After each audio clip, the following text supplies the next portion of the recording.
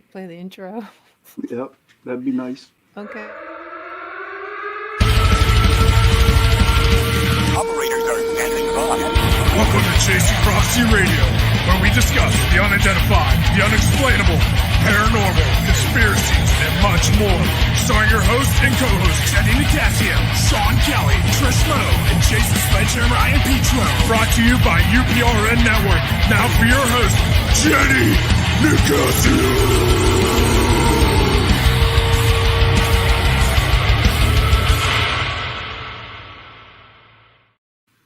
Good evening and welcome to Chasing Prophecy on the UPRN Radio Network, FM 105.3 in New Orleans, where we discuss anything and everything beyond the scope of normal.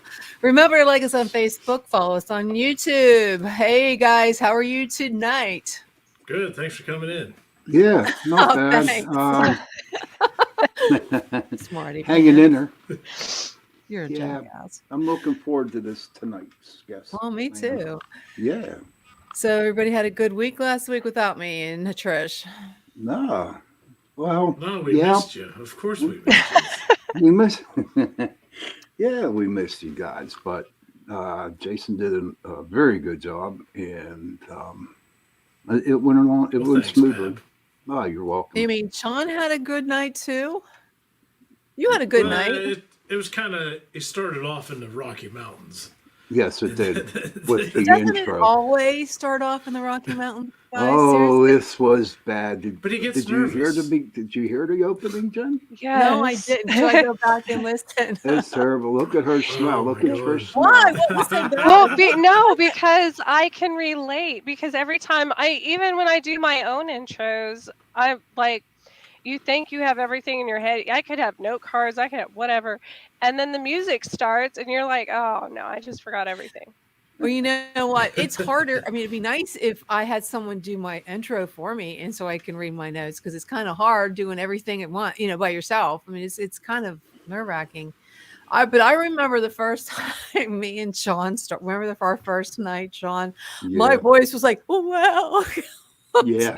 I was like, it looked like She sounded like an 10-year-old opera singer. going through my change of life. It was like I was like going through what do you call it, adolescent. It was horrible, but you get used to it. It gets fun, and sometimes it doesn't go right. So what are you gonna do, right? I mean, come on. Yeah. You can't control Nobody- everything. Like, I'm sure the intro did not play when I should have been. We were just sitting there like 5 ding dongs, whatever, 4 ding dongs, 3 ding. I don't know. I can't. But Well, Sean that's gets the a little great bit thing of about stage live. fright. Don't get stage fright, because you know what you're supposed I to do. do. Well, I used to go when I was in college and you had to do those stupid presentations and stuff. I would just picture everybody in their underpants. But Okay. plus, that's the That's a difference very between scary vision like- for this group. That's a very scary vision there. Well, what are you gonna do? that's the difference between live and when people do podcasts or on the replays, they're able to edit that as many times as they want. But we're Yeah, real people, like we make mistakes. So Yeah. yeah. And right now I'm having a mistake because my lighting is so goofy that I look like, I don't know, glowing, like I have some kind of a. That's even worse. But I give up. You have a white aura around you. I know. Aliens too. Alien. Speaking of white auras, I mean, we have our guest tonight. Well, let me just put it this way. Do you guys believe in light energy healing, anything like Sure that? do. Mhm. absolutely. Quantum healing. I don't know if this is the topic Oh. we should discuss, because I think we all need a little bit right now. Yeah, What were we you going do. to say, Tricia? You gonna Oh say no, something? no, I say I Well, we agree. got- we got I Sean mean, I the think we healer. should discuss it, but I absolutely agree with the concept Well, of light there- healing. Well, isn't that the same thing as star magic healing? Well, we're going to find out tonight, because our guest, Jerry Sargeant, I hope I'm not screwing up his name as usual. He's a powerful healer. He's a motivational speaker, international bestseller, author, renowned, transforming thousands of people's lives, emotionally, physically, spiritual lives, probably even beyond that. He's remarkable. His abilities have helped people with their energy. He calls it a holographic blueprint. We're going to find out about Jerry's remarkable story because it is one. So I'm going to go ahead and bring him on and let him tell us in his own words. Let's see if I can pull him up on here because this thing is not working right, my loves. Okay, let's bring Jerry. Welcome to Chasing Prophecy, Jerry. Hey, You have a Jerry, what's wonderful up? Hello, bio. Jerry. How you Well, doing, guys? Thanks for having me. well, go ahead and tell us about your story. And I might have screwed it up because, like, it's my, I was off for a week and I kind of forget where I'm at. My brain isn't wired right tonight. And we can't blame it on the full moon. So, Jerry, go ahead and tell us about yourself. Go ahead. You Yeah, still there? I couldn't hear you then. Feel free. Go ahead. So what you just said then didn't come through my end for some reason. No. Oh, uh-oh. You have like a little bit of a hologram echo going on there too. I was just wanting you to tell me about yourself and how you got started in this. Did you get that? Yeah, got you loud and clear. Yeah, Good. so first up, thanks for having me, guys. It's a pleasure to be here. Well, I mean, right now, I mean, we're traveling the world and we're training people with this extraterrestrial light healing technology that we call star magic healing, and sharing the message of empowerment and love and all this stuff. But my life didn't used to be like this. I mean, I had a completely different life. I mean, I used to be involved in like a high profile criminal organization, smuggling drugs, guns, different commodities, high level bank fraud, all of this sort of stuff. And like my whole life kind of flipped around after a few kind of otherworldly crazy events, which, I never believed in anything beyond this physical world. When I was a kid, I didn't go to church, none of this sort of stuff. I was in, drug addict, alcoholic, sort of went off the rails like loads of kids. And then I ended up moving to a place called Tenerife in the Canary Islands when I was about 17, 18 years old. And that's where I got involved in like all of this kind of like criminal stuff. And I was working for, these people who earned a lot of money, doing things that weren't very good. But my ego was in full control. I loved, just earning money, watches, cars, all of that sort of stuff, just all that material stuff that you think you need when you're a kid, And then I met my wife to be, our first daughter, Alea, was born. And we ended up moving back to England. I set up a property business, trying to turn my life around. Things were going really, really well.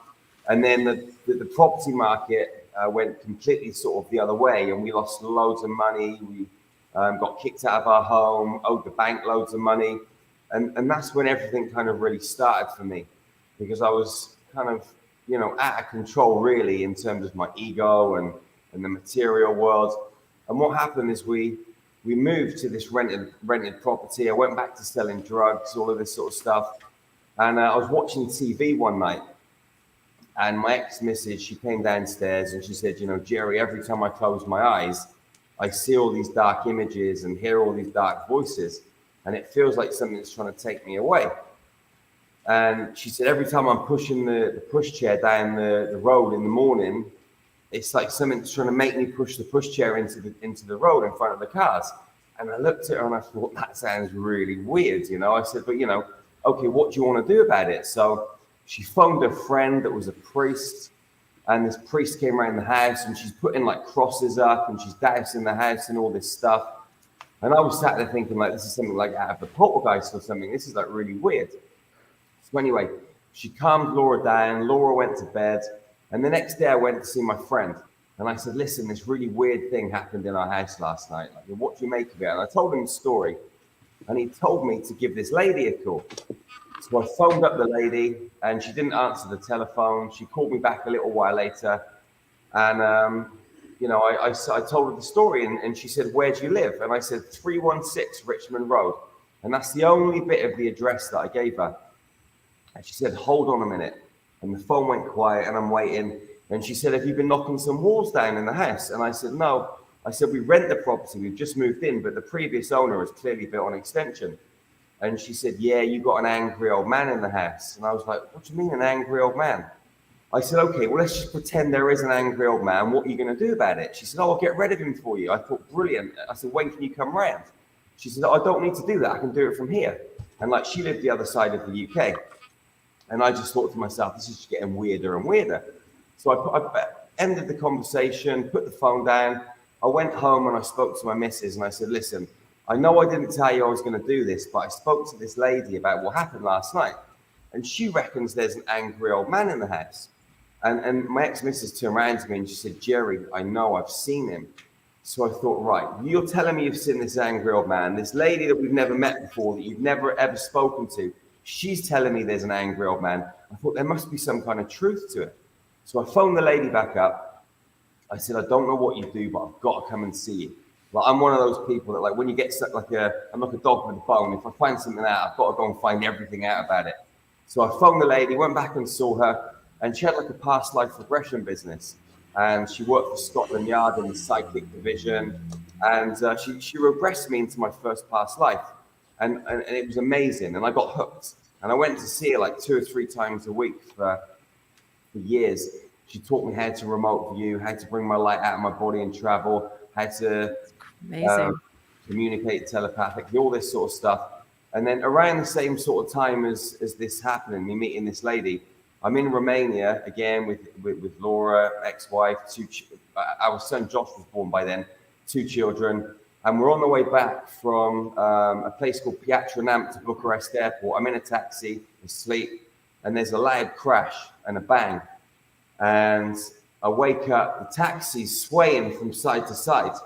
And there's glass and there's wind. And I thought to myself, man, we're in a bad accident. We're either going to hit the oncoming traffic or the car's going to flip. And then all of a sudden we came to a stop. And there's no other cars on the road. I looked at Laura, the taxi driver, and he looked petrified. I've looked in the back. Laura's there with Josh in her arms. Their mouths are full of glass. Our daughter's underneath the driver's seat. And I've looked in front of me and there's a hole in the windscreen and there's blood dripping down my face, but I'm not bleeding. So I thought, this is really weird. There's no other cars on the road. What's going on? So I've got out of the car. I've looked about 30 meters back up the road and there were 2 ladies lying on the side of the road. I looked about another maybe 100 meters or so back up the road and there was what looked like a dead body. And what had happened is 3 ladies were crossing the road in the morning. The first one got hit clean on. She came through the windscreen, smashed me in the face, got flipped over the car and died. Second one had her ankles cut off, and the third one was physically okay. So I've checked on Laura and the kids, walked up past the 2 ladies, the one with her ankles cut off, the other one was screaming, and a guy had come out from a nearby factory. And he was on the phone. I thought, he must have called the emergency services. You know, what can I do? Like, her ankles are on the floor. So I walked past those ladies. I was fixated on what looked like a dead body. I got closer and closer. I got within about 10 meters, and I saw this, like, energy. You know, and which I now know was the lady's soul, and I'm shaking my head. Wow. Get out of my head. Like, I didn't want to see it. That is crazy. And I walked closer and closer to the body, and the energy just kind of fizzled into the distance. And by that time, I'm looking down at the lady, and her legs are wrapped up over her head. She's completely mangled. And I looked up to the heavens, and I remember saying, thank you. It was like someone had taken an old car to the scrap heap. Like, whatever this energy was that was inside of the body, it didn't have any use for it anymore. It had just gone on its merry way. And I kind of saw what happened, you know, this connection between life and death, and that there's something beyond this physical form controlling the body. And it felt like I wanted a whiskey and a cigarette at the time. I don't smoke cigarettes. So I don't smoke cigarettes. It felt like a time to celebrate, you know? So that happened. And then a few months later, Laura had a headache. And I remember thinking to myself, you know, I can take this out of your head. I don't know why I thought that, but I did. I walked over to her. She's lying on the bed, and I saw the headache. It was green. So I reached in her head and grabbed it out, and she got off the bed like she didn't have a headache. And I thought, that's a bit weird. But like, I just, you know, carried on doing what I was doing. And then the next thing that happened, a couple of my mates and I, we're looking into 2012 and the end of the Mayan calendar. And we go to this talk in a place called Basingstoke outside of London. And we're sat in this old bungalow. There's this guy who's giving a talk. And I asked him a question, and it was a little bit contradictory. And it obviously like pissed him off a little bit. But I wasn't trying to do that. But he stopped and he looked at me, and his face disappeared. And there was like a green lizard looking at me. So I'm thinking, what the heck's going on, man? You know? And on the outside, I'm trying to look cool as a cucumber. On the inside, I'm thinking, man, this is nuts, you know? And he held my face, my kind of like gaze for it was probably like 4 or 5 seconds, but it seemed like an eternity. Yeah. And then his face kind of just turned back to a human again. And then we stayed for the rest of the night, went home, and I'm in the shower. And then I see a picture of this old guy in my head. And again, I'm shaking my head, trying to get it out of my head, and he won't go. And he said, my name's James. Well, I said, well, who are you? He said, well, I'm one of your guides. He said, I'm here to help you because that guy that you met earlier, he was trying to psychically attack you and your friends. So anyway, I got out of the shower, got dressed, went downstairs, and had a chat with this guy called James for ages, an hour or so, a full-blown conversation on the sofa. And he was like the first kind of like spirit guide that I'd met. Then shortly after this, we moved to New Zealand. And a friend of mine in England has a car accident. And she's in Frenchay Hospital in Bristol. And she's properly smashed up. Like the gear stick's gone through her leg, her ribs are broke, her hips are broke, all this stuff. And the doctors had said to her, you're probably never going to walk again. You know, you'll be in hospital for at least a year. And her partner phoned up and asked if I could help. And I was like, yeah, I'm in New Zealand. How am I supposed to help her? But my intuition said, go and get some crystals, lie on the bed and put them on your chakras and just lie down. So I went and got the crystals, lay on the bed. And then all of a sudden I'm inside this lady's hospital room and all this light is pouring out of my hands. And I kind of knew what to do. I started putting her body back together. I did this every day for a couple of weeks. And she walked out of hospital with the use of a Zimmer frame in about 12 weeks. And the doctors couldn't believe it. And I was thinking to myself, did I do something? Didn't I? Is this just my like crazy imagination? But she came out of hospital, she phoned me up and she said, Jerry, I woke up one night, I looked at the side of my bed and said, what are you doing here? And she saw me in a hospital room exactly where I'd imagined myself. And I was like, this is crazy, like this imagination stuff. There's more to this than, you know, what I was taught imagination was at school. Like it's something actually happening in the quantum field somewhere in another time and space. So this happened. And then I met this old guy called Michael, and he taught me how to meditate. And I'd never meditated before. And he had a pyramid in his garden. So I used to go around the house every day and sit in this pyramid. And I had some crazy experiences, but I'll tell you about 2 of them because they're really important. Like the first one, I was sat there in this meditation and my feet turned to balls of fire and there's flames spinning on my feet. And I looked down thinking, like, when are they going to start burning? And then Jesus appeared before me and he said, Jerry, you can walk anywhere you want to go in this world, just don't be scared. So I'm like, okay. And then he turned and there were some steps appeared in the garden. So he's walked up the steps. I followed him up the steps through this door and we're in the Last Supper. And we're all sat around the table. I was Matthew. There was other kind of like people there. There was food. And I've looked out the window and there was a massive spaceship. And they were showing me that like aliens have been around for like a long, long time. So this happened. I've come out the place, back down the steps, back into my body, back into the meditation. And then about 2 weeks later, a space pod, only way I can describe it, lands in the garden. I'm meditating with my eyes open, and there's a blue being inside of it. So I brought my light out of my body, went and got inside this spacecraft, and we flew through a tunnel for about 4 or 5 seconds, came out the other side, and we're above beach. There was water. And I got out of the spacecraft, walked up the beach, and there was about 200 of these blue beings. And when I went to meet them, they just gave me a hug, and I just melted. There was so much love, and it was just love like I'd never felt before. Like it was just amazing. And I knew that I was on Alpha Centauri. I don't know how I knew that. I'd never heard of it. I knew these beings were Lyran beings, and I just felt like I was home. And what happened after they hugged me, they kind of cleared away, and I walked up the beach a bit further, followed one of them through the jungle, and we went to this building that was made of light, and went inside of it, and there was this really old blue being, like ancient, like meeting an elder or something. And I knelt down on the floor, and all of this orange light started pouring into my head, and it was full of geometry and code and all of this sort of stuff. And it lasted for a little while. I don't know how long, because I was kind of like, I don't know, in a different space. And then it suddenly stopped. And then 2 of them like picked me up underneath my arms and frog marched me back to the space pod. So they stuck me back inside, flew back through the tunnel. I got out back into my meditation. And then nothing else happened for like 2 years. And I was waking up every day thinking, come on, man, what's next? Like, you know, what on the next piece of the puzzle? And nothing happened. And then one day I woke up and I said to Laura and the kids, like, we've got to go back to England. I said, I don't know why, we've got to leave New Zealand and go home. And we'd set up a health and fitness center, a gymnasium, like things were going really well. And they said to me, like, you know, we're not going back, Dad, this is crazy. Anyway, I pestered them for a few weeks.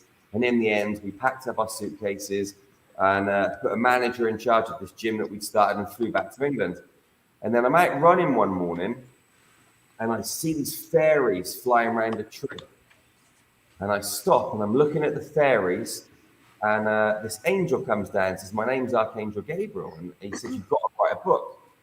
I said, okay, what's the book called? He said, Into the Light. It's about your life story. So I ran home, I opened up my laptop and I started writing. And this book I wrote it in like 4 weeks. I published it. Then as soon as I published it, everything started going crazy. I started seeing all of this geometry in the empty space. And it was the same geometry that I saw that I got in the orange download on Alpha Centauri. So I'm saying to my guys, like, what am I supposed to do with it? They said, you need to meditate more. So my son Josh and I, we were getting up at 5 o'clock every morning, and we were going into these meditations for a couple of hours. And we were going into these like classrooms that were underneath the pyramids in Egypt. And they were like these little old wooden desks you get like when you're a kid at school. And I'd look left and I'd look right, and there was loads of other human beings in there, like, all sat there ready for a lesson. And this guy was getting these scrolls out, and on the scrolls there were codes. And it was the same codes in the empty space, the same codes that I got on Alpha Centauri. And Josh and I went every day for 2 hours for 9 months. And they showed us how to heal people using these codes. So after about 9 months, people started coming into my life that needed healing. And I was like, let me just see if this stuff works. So I'm trying it and it was working. And I kept trying it and it kept working. So I thought, you know, maybe I can actually turn this into a business, you know, and maybe earn money like properly for the first time in my life. So what I did is I went to this like local mind, body, spirit festival. And I got these little cards that said energy healing. I took my book Into the Light, and I had a little stand. And I put this form down and said to people, listen, I'm giving away 3 free energy healing sessions at the end of the weekend. Put your name down. So about 70 or 80 people put their name down. And I phoned every single one of them and told them that they'd won just so I could practice. So I had like 70 or 80 people to practice on. I practiced on them for a few weeks and got really good results. So I phoned them up and I said, listen, will you give me a testimonial? So I was going around England just collecting testimonials with my video camera. So I did that and then set the website up, and then Star Magic was born. And then this was in 2016. Then as soon as I did that, the blue being that took me to Alpha Centauri came to see me again. I was in Cheltenham. I was like sat on a mountain overlooking the town, and the whole town disappeared. He just appears next to me, and he showed me all of these lights spread around the Christ consciousness grid of the planet. And I said, what are they? And he said, they're healing centers. He said, you've got to build them. I said, well, if I build them, who's going to run them? He said, you need to train people first. So just like when I was told to write the book Into the Light, I ran home and designed this training program. And I put it up online in sort of like October, November that year in 2016. And we did the first training in February 2017. And people turned up from America, from Canada, from Egypt, from Europe, from all over the world. And I was like, why are you guys here to see me? It was just really surreal and weird. And then the being told me to write a book called Healing Light Frequencies, the Transformative Power of Star Magic. So I wrote that book as well. And then since then, we've trained, I don't know, thousands of people in over 40 countries. And we're in the process of building our first healing center in Transylvania and Romania. We've got land in the UK, land in Madeira, and it's all just happening. And I don't know how it's happening because I've just been listening to what this blue being told me from another planet. But, you know, now I'm just kind of speaking to people like you and training people, and it's a whole different world, you know, and I'm just really, really grateful to be on this journey and helping people transform their lives, you know. Wow. That is interesting, dude. That's a story. So just out of curiosity, just real quick, it's been boggling my mind. Whatever happened to the taxi driver? I'm just curious. He actually got in a lot of trouble because apparently he was speeding. And I mean, when I got out of the taxi, the front of the car was up against the windscreen. Like, you know, if like you hit a cow or like a what, you know, big heavy animal. I couldn't believe how much damage was there. And what happened is when we missed our flight, and when we went to the police station, like the lady that was there that was screaming with the lady that had her ankles cut off, she was there. So like it was a real crazy situation. We gave her money. That was crazy. With the funeral, and went through these interviews, and when I came out at the police station, there was all cameras there wanting to interview me about it for like national TV. I thought it was just really weird, you know, like, you know, yeah, it's a strange situation. But yeah, he got in a lot of trouble. He lost his license, all this sort of stuff. Yeah. Did your kids do all right with that? They weren't like traumatized or anything? Nah, they were pretty cool. That, you know, I mean, my kids have been through a lot. You know, like I've had a mad life, and I've sort of dragged them from pillar to post, and they've been on a bit of a ride with me. So like most things don't really faze them. You know, they're pretty cool things. Yeah. Yeah, cool. Thanks. I was just curious. I just had to ask. That's all. Nah, you know what? Like, I've told this story so many times. You're the first person to ask that question. You know, but yeah. I was like, wait a minute. What happened to the taxi driver?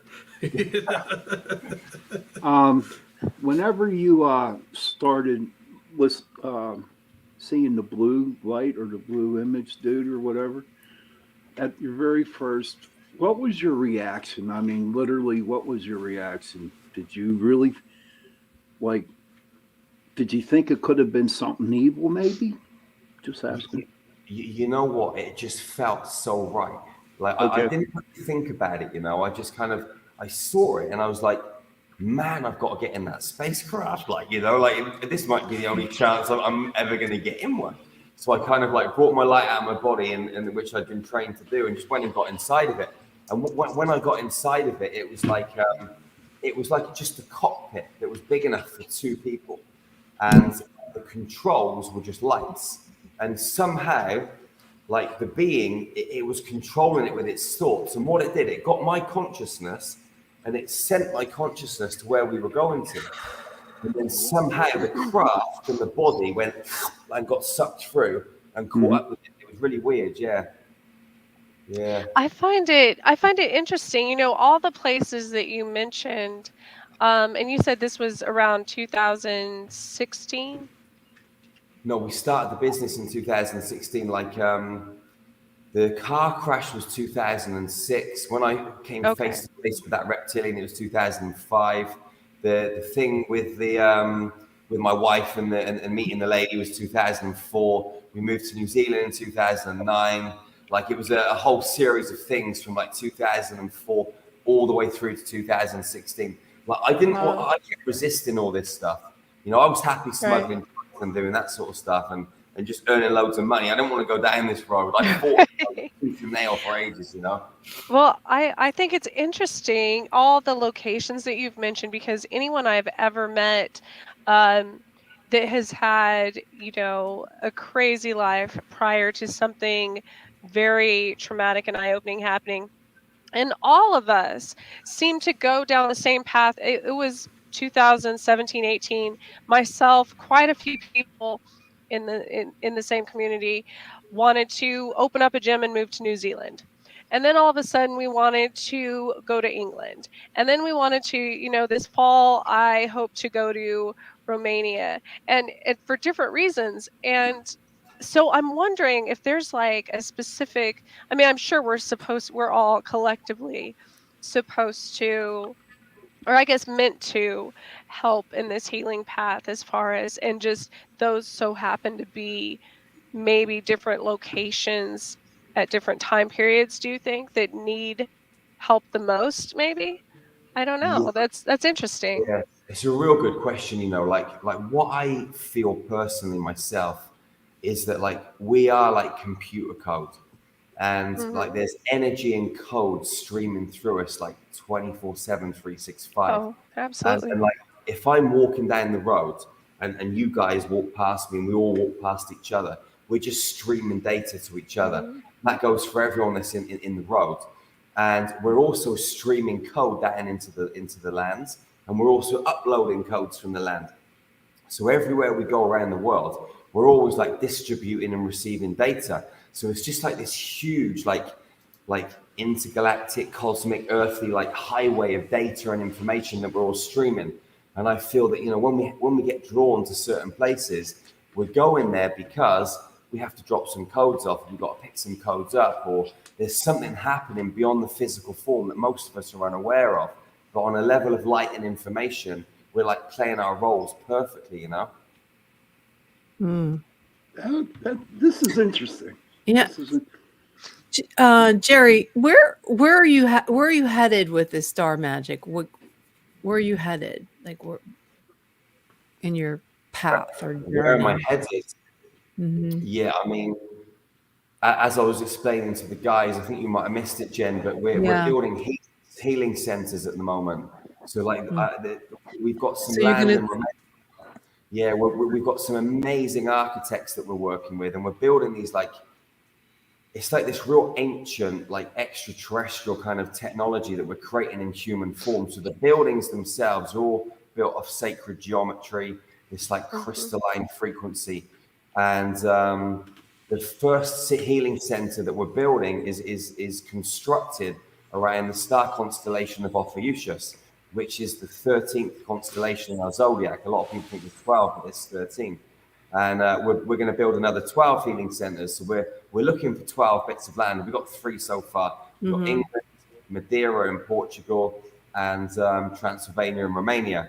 And we're looking for land at the moment to build the other ones. And yeah, the first one we're constructing is number 13, which is the number of the divine goddess. And it just feels so right to do it in Romania. I mean, my whole journey started in Romania. Everything keeps drawing me back to Romania. And actually, the energy in Romania is so powerful. I can So imagine. we're building this thing. It's on a grid point as well. So yeah, it's pretty special. So like in answer to your question, what we want to do is build these 13 healing centers spread around the grids to anchor these off-planet frequencies in a real powerful, safe way. So we can bring them like fluidly down to Earth. Because the thing is, a lot of people like come into contact with these energies and it blows their brains. You know, some people end up in psychiatric wards. Some people have a meltdown. They can't take it. You know, it affects people in different ways. Some people run with it, mind. But, you know, if we can anchor them by creating some really powerful grids, we can wake humanity up a lot faster. So this is our plan. I don't know if I missed anything about how, like, what have you healed? Like, how, who have you healed, or what types of diseases can you heal, or can you do it remotely? Do you have to be right there? Oh, you missed a lot. I missed a lot. I mean, about 3 years ago, I got arrested for healing people with cancer. You know, all of our work's done remotely. So do you do it remotely? Okay, so like, Yeah. do you do in How America? can they Jenny arrest needs you some for healing. that? Well, How can they arrest No, I you for don't want anything remotely healing someone? Yeah. They've got an act called the Cancer Act, 1939. And Huh. apparently you're not allowed to use the words healing in the same sentence as cancer. Or Oh. there's a few words that you can't use. And what happened is I was working on this lady in India. She had tumors and fibroids and different things. I did 3 healing sessions on her and it all disappeared. So she made a video with her doctor's notes and all this sort of stuff. I stuck it on YouTube, and then boom, they came and arrested me. And I went through a 2-year My court goodness, battle. they arrested you for that. Yeah. I believe it. I believe it. You know, it's the same. I was telling my co-host about like me having Lyme disease in the U.S. It's not recognized, and they people lose their license for even the mention of healing it here. So Well, healthy people don't make money, do they? No. You know, so No, they we need get back to, to- yeah. I think a lot of things are going to change in the near future with that. So what is one of your hardest, like, how do you stay disciplined to do what you have to do and have a family or take care of people around you? How do you stay focused? I'm like a soldier, man. Like I wake up every day at like 5 o'clock, and you know I'm on it. You know, I mean right now it's like 2:44 in the morning in England, and you know tomorrow in several hours we've got people coming from all over the world to drink ayahuasca. So we're running a 5-day retreat. You know, all day I've been traveling to get here, setting up the venue. Like every morning, like you know I'm exercise, gym, qigong, breath work, ice cold showers. You know, I'm focused on just completely, you know, being 100,000,000% focused on this mission. You know, just it's all I live, breathe, and eat this stuff. You know, like being disciplined for me, like I find it really easy. A lot of people like they drift in life. I wake up every morning, I'm just on this. Like, there's nothing else that I want to do. I That's just want to help the world become a better place. You know. maybe you should bottle that. Now, when you do you have a certain diet that you follow to keep healthy so that you can heal other people? I mean, do you Well, think your body needs to be clean? The food that you eat needs to be clean? yeah, you know what? It's a real good question. You know, I mean, like I used to eat loads of meat and all this sort of stuff. I mean, I used to have a terrible diet. You know, I remember years ago, like I used to eat McDonald's and Burger King and all this sort of stuff. And then I went through this kind of like transitionary period. So I started going to Burger King and taking the bread off of my burgers and thinking it was healthier just to eat the meat and the salad. And then I stopped eating Burger King and went to McDonald's and then just started eating chicken nuggets. And like slowly over years, you sort of like you start to understand more about nutrition. And then I went vegan in 2013, and I did that for like 6 years. That was the worst thing that I ever did. Like for the Yes. first 2 years, it was great. Like, so I go to the Amen. gym all the time. I was pumping, I was flying with energy, and then my body started to crumble. You know, my muscles started to deteriorate. I Yeah. started to have less energy. So I was like, I introduced a bit of chicken back into my diet, and then some eggs, and then some fish. And so now what I do is I'm predominantly plant-based, like 90-95%, but I will eat eggs, fish, chicken when my body wants it. You know, so I might have chicken every day for a week, and then I might not eat it for 3 months. So it just depends. That's how I Like, am. I just say, listen to your body, man. You know, like, yeah, I met a guy in the Conscious Life Expo in LA a couple of years back, and he was, I don't know, 40, 50 years old. And every time he bumped into something with his elbow or his shoulder, his bones would like crack. Where he'd been Ooh. vegan like for so many years. And I said, why don't you start eating meat again? He said, well, I've stuck the vegan label on me. He said, I can't go back. You know, and I think this happens to some people, you know. And at one point, I was like that a little bit. I was like, I've told everyone I'm vegan. I can't go back now. But my body was deteriorating so much, I just had to. You know, madness to carry on going. And there's a thing about, so I respect people's choices either way, but as far as I have communicated with, plants are rooted, they're connected to this directly to the source. So if people think that plants aren't hurt just as much as animals when you eat them, I have another thing. Like, Yeah, they have a have you? defense mechanism too, that if you eat Yes, them, they put off some absolutely. kind of toxin and you eat it, you get sick. I can't eat plants. I've said that too. I've said, a lot of things as far as plant protein goes and the earth goes, eventually, due to our ways of farming, just like animals don't have that capability of defense, much like plants. Plants, if they wanted to, can completely flip the script on people and start becoming toxic as a defense mechanism, And most of them based are. on the way The movie The based on Happening. over harvesting and things like that. And it's been proven by science. So I'm the same way. I think you have to have a good balance of both, meat and Yeah. plant and everything else. But Yeah, I think fasting's really important as well. Like I eat for 6 hours a day from 12 to 6, and then don't eat from 6 to yes, Yeah. night.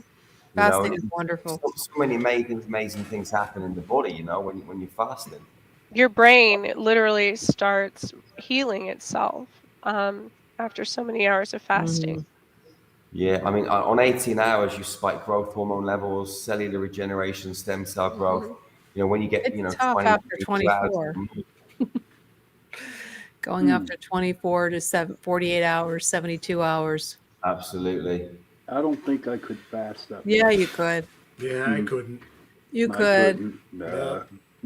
You just Do maintain. you the salt. find, Jerry, that your body naturally, like when I start getting sick and run down, I automatically start eating certain things or fasting or whatever. It's like, I guess, Jenny, you were asking, how do you know what diets? It's like something tells me, my guides, whatever, tell me what do you do? Like, you cannot eat that. You cannot drink that. You have to do this. You have to, do you get that as well, Jerry? Well, like I don't really get like To heal sick. yourself, I guess. Yeah, I don't really ever really get ill, but like sometimes I feel myself like starting to deplete, and I feel it in my throat. So like sometimes my voice goes quiet if and I know that my energy levels have gone down. It's just how I kind of like tune in like that. So all I do is I go and rest, I go and sleep, I'll get out into nature, I leave my phones at home and go and hug some trees for a few hours and walk barefooted in the forest, you know. But the other thing that I do as well is drink my own urine every day. You know, urine therapy, like it's the only liquid on the Really? planet that's got all of the information on your own body. All the Wait good a minute. stuff. Hold on a second. Hold Did on you a say second there, Drew. hold on. Stop the car. Did you say you drink urine every day? Is that what I Yeah, heard? man. Oh my God. Brother, it's amazing, man. Like it's got so much goodness in it. Yeah. So if you eat a lot of fruit, is it at least kind of fruity? You know what? Like I remember the first time that I went to drink it. Right, I was stood in the mirror looking at it, staring at it. I was like, man, I can't do this. And I ended up drinking it, and I just started laughing because it tasted okay. Like I was expecting it to taste nasty. Did you ever try somebody else's? Never, I've not done that. No, Okay. nah, man. Oh, Nah. if I you're was just stranded in the curious. desert, they say to drink your own urine if you can't. if To you an don't have any extent, water. in that case, because you could be overly dehydrated. But That's it's the crazy. same concept as animals that, I was just Goats of Anarchy, the goat rescue. They're talking about how the importance of animals that chew their cud, because they get so many nutrients from literally regurgitating their food and eating it again. That's the whole purpose of that. So it's the same concept. Yeah, I mean, like in your urine, you've got like creatines, vitamins, minerals, like all of the good stuff comes out there that your body just it can't consume it all, so it releases it. All of the rubbish comes out the other side, you know. And if you What collect about it in the the? morning, What about with being diet? There's a lot of diabetics out there that if their stuff gets out of control, they literally pee crystals. I'm sure that can't be good Yeah. for you. Yeah. you know what? I don't know about that, brother. Yeah. I don't know. Absolutely. Yeah. So you were speaking of the man that, the one that tried to attempt a psychic attack, and I run across this so many times in my life as well. The one that you saw the past the hologram of the lizard faced man. Do you ever, we're always taught how to protect ourselves and how to deflect against things like that. And myself recently, I've had a lot of psychic attacks from a lot of beings like that, and I'm hardly ever get sick, but obviously I have recently. But do you get that a lot? Do you run into that, almost like trying to stop your mission in this life, your path? Yeah, I mean, like we're in a spiritual war. We've been in a spiritual war for billions of years, and there's a war over the right passage of your soul. You know, on planet, off planet, the war is continuing. I remember going. I was in Turkey 4 years ago, and I was in the healing center. Like I went over there for several days just to work on their patients and stuff. And I'm working on this lady. She's lying down on a healing bed, and this Baphomet comes in behind me, like the being with the goat with the horns and all that. And it started pumping fire through my back. And I caught the fire when it got to my elbows, and I pushed it back out my body, got the being out of the space, continued my healing. And then that night, I went down the gym. I've walked into the gym, and I've set this little circuit up. And I'm just about to do my circuit, and this big, like, steroid guy's come over, and he started lifting my weights and stuff up. And I said, "What are you doing, mate?" Like I said, "I've just set this circuit up." Anyway, like we had a sort of a bit of a confrontation in the gym, and then he went and I did my circuit.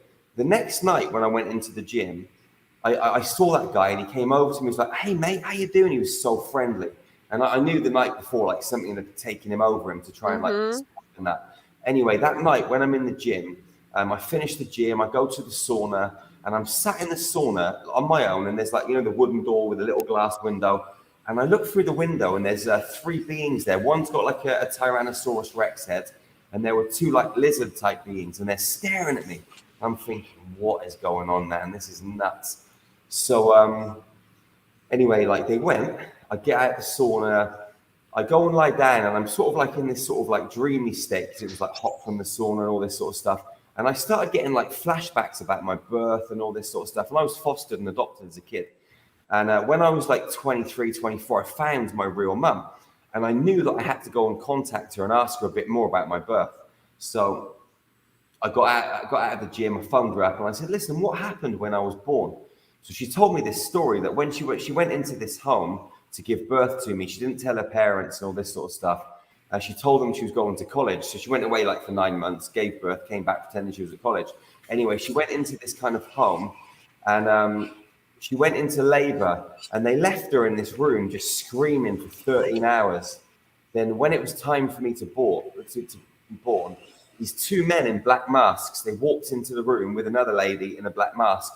They got a massive pair of scissors. They started cutting her vagina. They ripped me out, stuck me in a room, and never let us have contact with each other. And anyway, so they came back in like several hours later after she was bleeding and screaming. They stitched her back up without any medication. So they traumatized her purposely when she was giving birth, so that they could kind of like mind control me later on. So she was explaining to me that I had like my father had German and Jewish, like all of these kind of strange DNA strands. And anyway, so I started getting this information from her.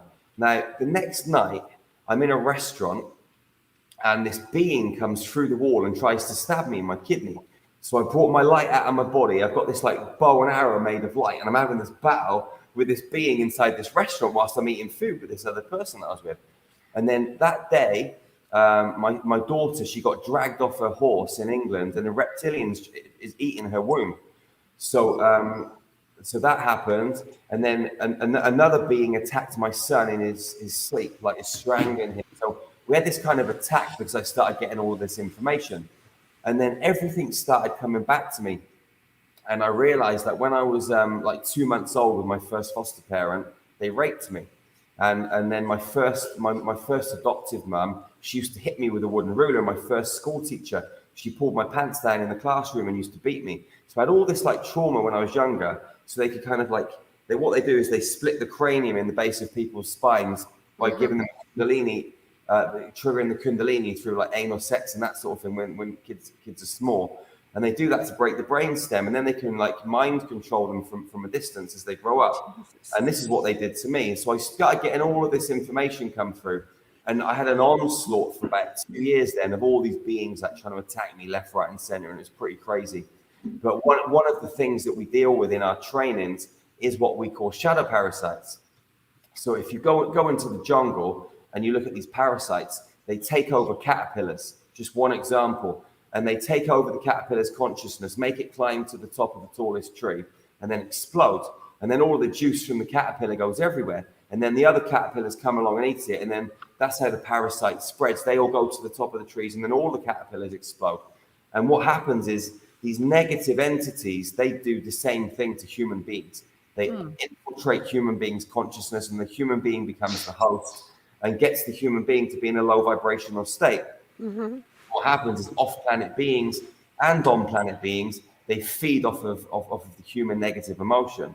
So what we do, a big part of Star Magic is helping people release these shadow parasites from their physical bodies, from their auric fields, on a multi-dimensional level. So yeah, it's a big part of what we do.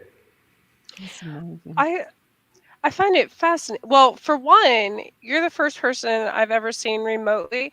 When you talk and when you tell your stories, your aura rotates through colors. It's fascinating, really. Has anyone ever told you that? Well, I mean, within our usually fields, yeah. I mean, we've got a Merkaba field, and we've got like a Merkaba field, and that is always spinning. It should always be spinning at certain spin ratios. I mean, the bottom tetrahedron spins twice as fast as the top one. The female one's the fastest, the male one's the slowest. the top one's electromagnetic and the bottom one's magnetic, and they're plugged into different star systems, into the Earth's grids, and they should be spinning really fast. But a lot of But people, most people's stays one or two colors, consistently for the most part when we're watching them. Yours is constantly changing.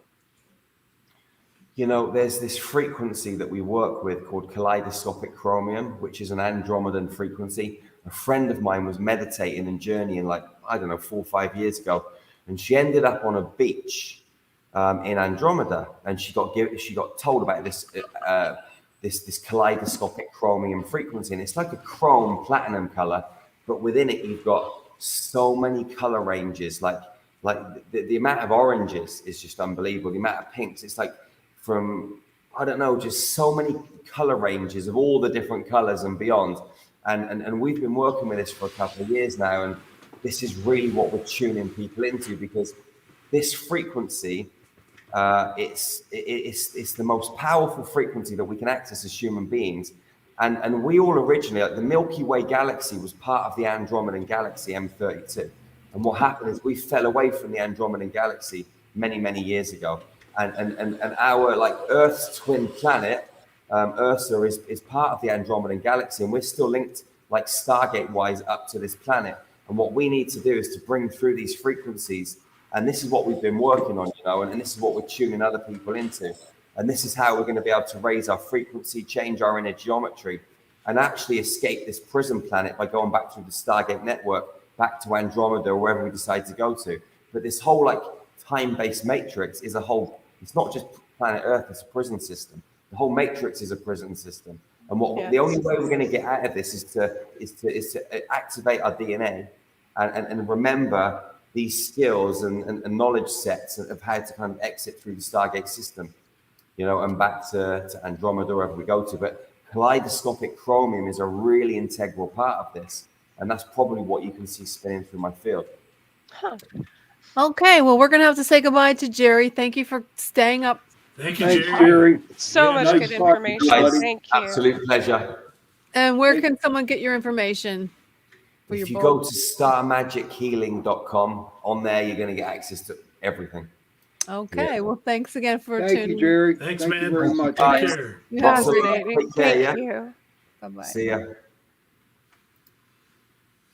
Great. Very interesting. Yeah, it was interesting. Very Yeah, it was. interesting. Yeah, a lot of information, a lot of stuff. Has he written a novel? He's written a book. He should write a novel on his Oh, life. he should. He should. Yeah. Jeez. Oh my He God. should definitely write a book. A lot of information, interesting information about the healing and communicating with the other worlds out there. A lot of different planets out there to get some star healing. Reminds me of the Star Child. Sean, do you remember that? Star Seeds. I'll never forget to get that. Go down in history. Well, for our second hour is sponsored by Carnation. So thank you, Carnation, for sponsoring this hour. And we have our special guest on again, Marty Eddleton. You think I would get that right? Eddington. Eddington. Hey, Marty. We Hi, How are you? guys. try. Hello, Good to see you, my friends. How are you, my friends? Hey, Marty. Good to have you back.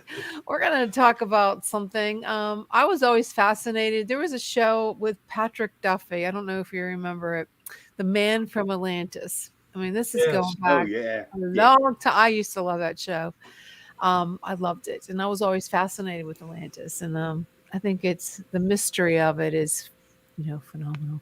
And it gives me goosebumps when I think about it, because to think that there might have been a city under the sea.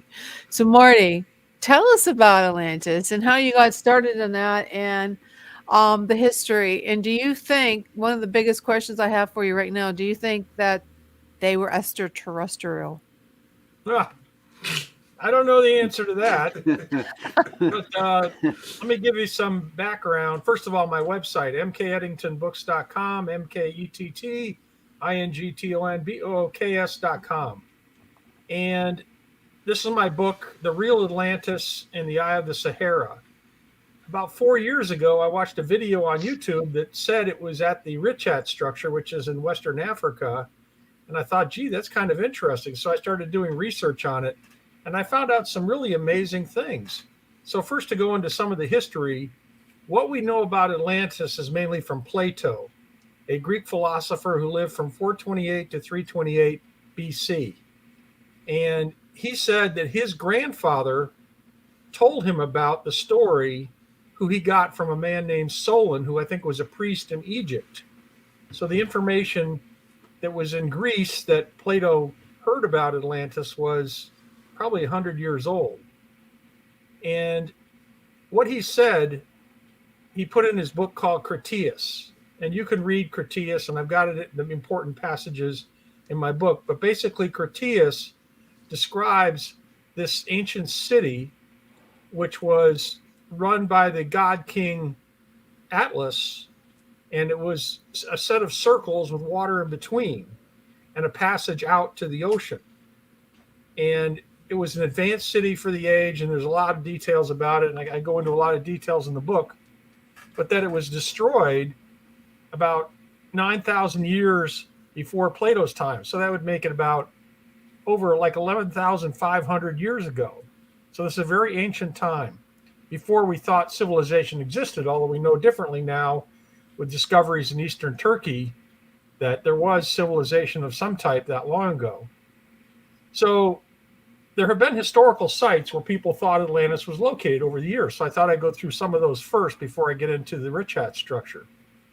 One of the most popular is Thera, which is now known as Santorini, because the island of Thera had a volcanic explosion in about 1646 BC that destroyed the island, which had a civilization on the shores of it at that time, and created tidal waves in the Aegean and created tidal waves all over the Mediterranean down to Egypt. So it caused a major problem, and there's some similarities to Atlantis, but it's not far enough back in time, and it's not outside the Pillars of Hercules, which is the Straits of Gibraltar. So there's kind of question marks about whether that was a site.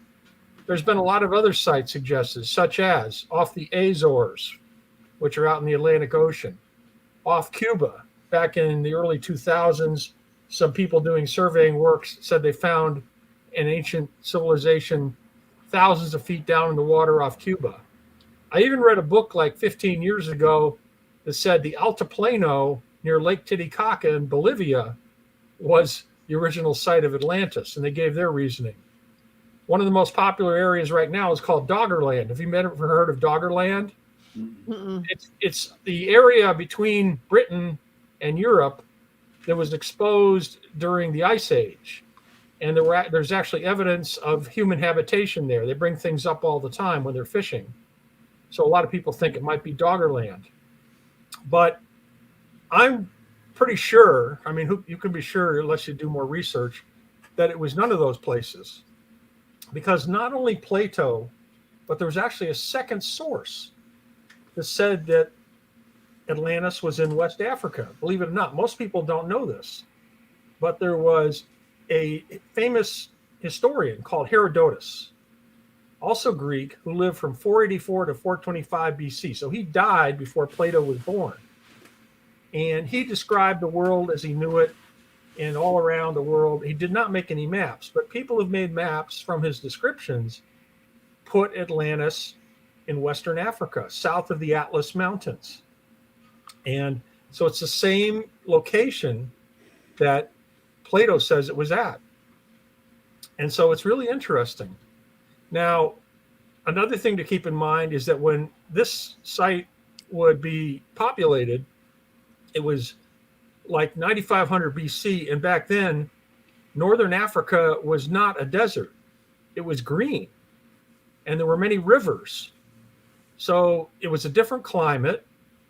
And it makes sense that there could have been a city because there were rivers in the area.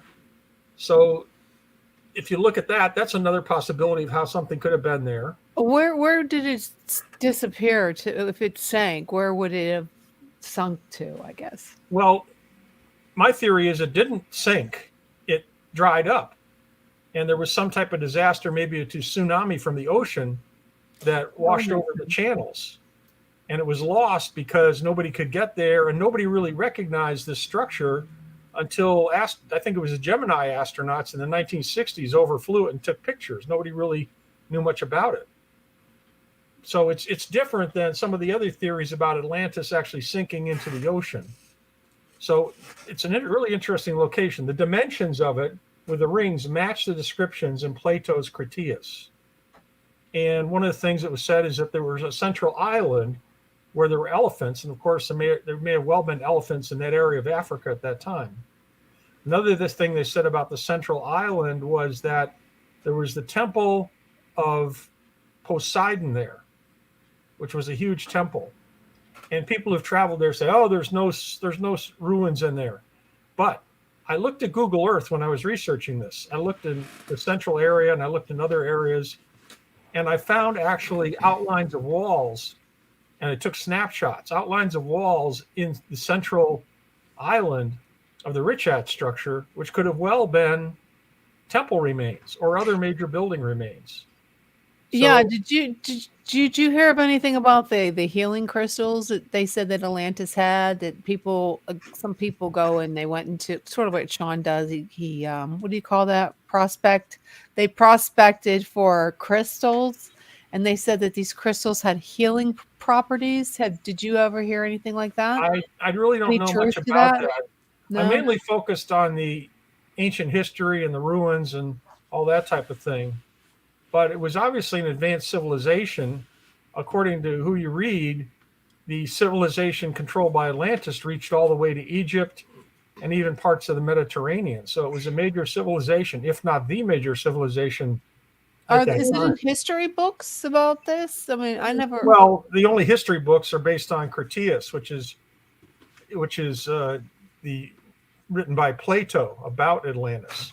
There's no real history books that any professional archaeologist would accept. Is it just a myth, or is it a legend? Is there really evidence that there was a city or a place called Atlantis?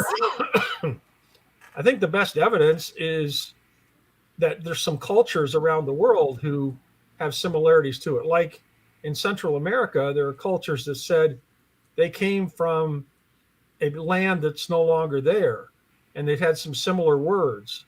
And there's been an interesting wreck was found in the Mediterranean some years ago, where they found this strange metal, which was a combination of several things. I think it was tin, iron, and other metals that was red, that was similar to the orichalcum that was said to be an Atlantean metal. And this is a metal that was not used anywhere else in the ancient world. Again, this was before most people would accept that civilization existed. Although we know that there was civilization in the temples built in eastern Turkey at that time, Göbekli Tepe and more.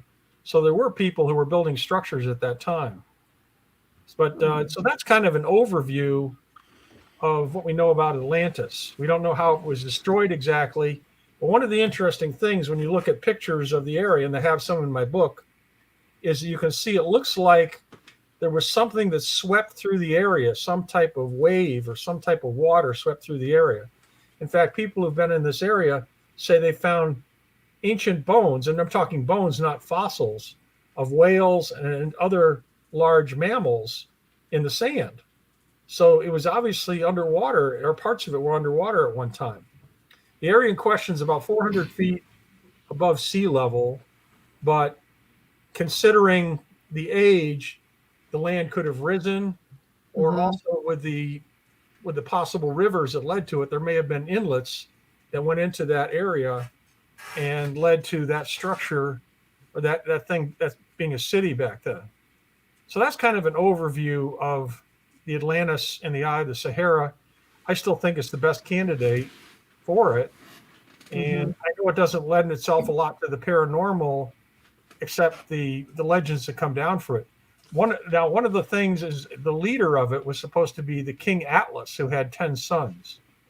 And Atlas, as we know from Greek mythology, was one of the Titans. And his sons were probably Titans too. So maybe these were the predecessors to the Greeks. kept that up. So that's kind of the main stuff about Atlantis. I don't know if you have any questions about it. So I got a question actually. There was a theory that the people of Atlantis are kind of like reincarnating as Middle Easterners today. Like, do you believe any of that theory, or is that just Well, I think that we are all reincarnations of earlier instances, earlier lives. So I think that's very possible. And that was, of course, a major civilization in ancient history. And if you've read any of my ancient history books, I've actually written some that I think there was a major civilization that collapsed about 10,500 BC due to a comet hitting the Earth. And that was called the Younger Dryas. I don't know if you've ever heard the Younger Dryas, but it's a major change in the climate of Earth when a lot of animals died, and it changed the climate all over the world. It may have even been the source of the legend of the flood. So I think there's a lot of things we don't know about ancient history. I mean, if you look at it, actually, the glaciers melting covered the land, covered a lot of cities that used to exist. Like off of Western India is a city called Dwarka, which is underwater by like 100 feet, which was above land thousands of years ago. It was above the surface thousands of years ago. All the time now, archaeologists are finding cities and towns on what used to be the old coasts, which are now sunk. So there's obviously major civilizations that were destroyed during the melting of the glaciers. And I'm getting a little off your question, but yeah, I think there were reincarnations of people, and they could well be in the Middle East, but probably also around the world, because I think we all have had previous lives. In fact, I don't know if I ever talked about this, but I remember choosing my parents and the womb and being born and all that. So I even wrote about it in one of my books, and I covered some reincarnation stories then. So I think we all have a consciousness that goes from kind of the outer realm or astral realm or whatever that lets us come back to our human bodies for reasons that we need to be here. So Marty, maybe I missed your answer on this, but what got you interested in Atlantis? Well, that's a good question. I'm always interested in mysteries, as you know. I mean, I started with writing books on longevity and immortality, and then about the paranormal. And when I saw this video on YouTube, I thought, gee, that's really interesting. I've never heard this before. And I just started researching it. I wanted to write. I like to write on things that really key me, that really get me interested. That's how I get my interest in my books, because I'm fascinated by the topics I write about, and I want to know more about them. So this got me interested. And that was my first ancient history book. And I've written about 9 or 10 since then on subjects like ancient ruins, underground civilizations. What about Pompeii? Well, that's the city of Dwarka, which some people think is one of the ancient cities that was talked about in different legends. In fact, maybe the city where one of the ancient characters in Indian mythology lived. I'm trying to think of his name, who was blue, and he was a major figure in ancient Indian history. But these legends, I can't remember his name. I can't remember him. I know who you're talking about, but I just can't remember him. Yeah. I've also written several books, since they're talking about history, about out-of-place artifacts. Are you familiar with out-of-place artifacts? Out-of-place ones? No. What about you guys? No. That's so fascinating. In fact, I just finished an encyclopedia about them after writing. You finished an encyclopedia? Well, I call it an encyclopedia. I thought that was a good name for it. And basically, out-of-place artifacts are intelligently made artifacts which are found, but they're impossible for the times they're found in. Many of them are millions of years old. Time traveling artifacts, you mean? Maybe, but also maybe there were beings that lived there, and that's where we get to aliens. Maybe they were alien beings. Look at the Sumerians. In fact, I found one book I wrote because I found about 10 different artifacts that were all found in strata of coal or limestone that were about 200 million years old. 200 million years old. Now, as you know, humanity has not existed any further back. Our ancestors, our predecessors, only were a couple million years ago. And humanity, as we know it, Homo sapiens, only like 200,000 years ago. So 200 million years is impossible, except these are intelligently made artifacts. Like one example is there was a coal mine in Poland where they found a wheel in the coal mine, embedded in the coal. You can see the outline of the wheel, you can see the spokes, you can see the center of it. It's an actual wheel. Others are bowls. There have been bowls found in coal, and there's certifications of the people who found them that it was from a real coal vein, a piece of coal. Again, the coal was 200 million years old. There's all sorts of things that have been found. So as more of these objects are found, the more incredible it gets. In fact, the reason I decided to write the book was there was a mask found that looks like a mask, a death mask of a human that was also from coal, but it's got very bloated features, either because the body was sick or because that's the way the beings looked back then. Death mask. And going further down this idea of out of place artifact, there's lots of footprints in rock. I don't know if you've ever seen any pictures of footprints in rock, human footprints in rock that are millions of years ago, to that age or older. Even some of them coinciding with dinosaur footprints, or one set of footprints that has trilobites in the footprint. Of course, trilobites haven't existed for hundreds of millions of years. So that's kind of another section in the same book. And it's just, we found there's all sorts of things. I wish I could show you some pictures. Things like spark plugs found in rock, or a hammer found in rock with the head and a wooden handle, which is now petrified, which was hundreds I've of seen years that. old. There's just an amazing wealth of these objects, and more are found all the time. And so I don't think that they are wrong, and I don't think, like a creationist, that God created the world in a different way. I just think they are real, that they exist, that they go back to many millions of years old, some of them, and there had to be beings then that created them. And because man didn't exist, it was probably aliens that came down and they either lived here or they created man that lived here. And so out of place artifacts is a really interesting topic. Those are actually some of my best-selling books because people are really fascinated by all these objects. I was reading something about, I was talking about extraterrestrials could have inhabited Atlantis and then they actually destroyed it, and that's when the humans moved to other parts of the world. Is that a possibility? Could be. We don't know. We don't know who the Titans were. Maybe the Titans were aliens or alien derived.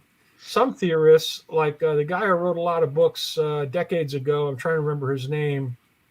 I'm short on names tonight.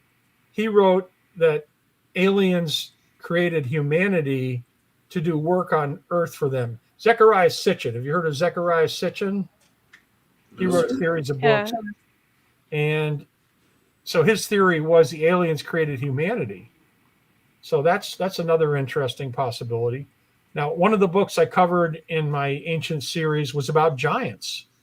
There's a lot of history of giants on the earth, both in recorded history and even up until ancient times, until current times, rather. And in ancient times, giants, because some of the giant footprints are many times larger than any human footprint can be. There are records in the Bible of like King Og, who had a bed that was 12 feet long. There was supposedly a giant, believe it or not, that our soldiers found in Afghanistan. This is a story that's been going around for a number of years. According to this story, these soldiers, and they were special forces, were in the mountains of Afghanistan, and the local people had told them there was a giant who was eating them.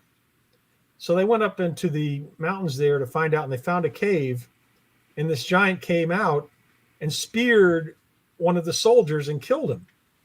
So they, of course, shot the giant and took quite a few bullets, but they shot him. And then it was recorded that the giant was taken to an air base and covered up and flown out on a transport. Nobody knows where. probably in that warehouse of all the boxes from Indiana Jones. But it's a modern story about giants. There's also the stories in Afghanistan with special forces soldiers about fighting almost werewolf type giant, half man, half wolf, super soldier type thing. And it's there's so many anonymous special forces soldier accounts of this. Have you heard of those from Afghanistan, from the hills of Afghanistan? I wonder if it's about the same story. That's what I was wondering. These wouldn't surprise me because there's a lot of beings in hidden areas of the world that nobody believes or wants to talk about. Yeah. But when modern society runs into them, they are found, and sometimes it gets very dangerous. And these specific ones were thought to have been like almost contracted with the Afghanistan forces to be working for them, or I don't think for them, I think with them, which I can kind of see, because if something's, to them, it's something's invading their country also. So maybe, yeah, I mean maybe they were Sasquatches, like, right. I decided, I've got a whole set of books about legendary beings. And one of the books I wrote was about Sasquatches. And I'd never read a book about Sasquatches, and I hadn't watched much about them, but I thought, okay, this is something that needs to be investigated. And I couldn't believe it, but I found there were records of, in North America, thousands of sightings of Sasquatches all around the US and Canada. And so you begin to wonder, and a lot of the stories I read were individual stories of actually meeting them. So I started to wonder, could these Sasquatches, how could they live? How could they hide and people don't find them? And there were a couple of evidences of Sasquatch huts or something, but most of them, nothing. But they really seem to exist. Even recordings of, or not recording, but stories of Sasquatch family with a Sasquatch man, a Sasquatch woman, and little Sasquatch kids. So that's when I started to wonder, and I'm kind of shifting topics here. How they're from there's so many caves underground, especially in the East Coast. Believe it or not, there's caves that's probably where they go into the. I was just having a conversation with somebody today about that. That they're sightings, but they just disappeared, and we were thinking they were going into portals when they're going, I believe, in these caves underground. Well, it could be both. Portals, I think, is a definite possibility, because when I researched dimensional shifts, there seem to be people who really undergo dimensional shifts. I think, Trish, we talked about this a little bit before. And so maybe the Sasquatches have an ability to do dimensional shifts. I think so. One of the things I just recently discovered, because, I write about so many different things, but remember I talked about the Yoga Sutras of Patanjali, which is this ancient Sanskrit text, and the book 3 talks about paranormal abilities. Well, one of the sutras, when I was reading through it recently, talks about the ability to distinguish two realities. And I thought, oh my God, maybe this is a sutra really talking about an ability that people can develop to shift dimensions. Because I think dimensional shifts would explain a lot of things. It would explain about how elves can disappear into the other world. It would just explain about where Sasquatches go. It would explain about some of these strange animals like thunderbirds or dragons, and where they can go if they have dimensional shifting abilities. So I think I think that's real. But I was talking to somebody about this the other day. Mirrors, even with like vampires and stuff, not being able to see their reflection. I think that's a dimensional thing as well. Mm-hmm. Yeah, I mean, the world we live in is much stranger than most of us would think. And even though I'm an engineer, I realize, as becoming an engineer and learning relativistic physics and things like that, that the amount of things we don't know is much more than what we do know. Mm-hmm. All I learned was that the world is much more mysterious than any scientists or engineers are willing to admit. So I think dimensional shifts definitely occur. Now, I've gotten way off the subject of Atlantis. Yeah. We're kind of drifting around here. Why, Sean, did you have a question? Yes, he does. I do. I do. I had it in my brain, but I just lost it. So I Well, don't know. Maybe it went to another The dimension. only Atlantis that I know of is when I watch it on TV and I see that they go underwater all the time in a certain spot, and they see like roads, they see pillars, they see everything. Right. So when I listen to you, and I'm nothing against you, Marty, I think you're cool, but to me, I can't see them being in every other different spot out there. I just see Atlantis being in the ocean, and and then you talk There have been a lot of ruins found in the ocean. For instance, Edgar Cayce once predicted that ruins would be found off Bermuda. And in 1968, I think it's the island of Bimini in Bermuda, a road of large stones was found, and nobody's been able to provide an explanation of how that could have been created within known history. So could it have been Atlantis then? Maybe, or a road to the prior civilization had, or maybe it was a jetty for a place to dock ships back then. But there seemed to be a lot of civilizations sunken beneath the ocean, which were above water from when we had the last ice age. I mean, you're talking about a 300 plus difference in the level of the ocean from the height of the ice age until now. We're still in the melt era of the ice age. In fact, we'll go off on one other interesting fact, which is unrelated but talks about related to the ice age. There's a set of pillars that have been found in Montana called the Montana megaliths. And I've done a little research on them. I guess you've read about it, Trish. And one of the things I was wondering is, why would something be there? Well, it turns out that location is also where a gap was in the glaciers that went up through there to Alaska.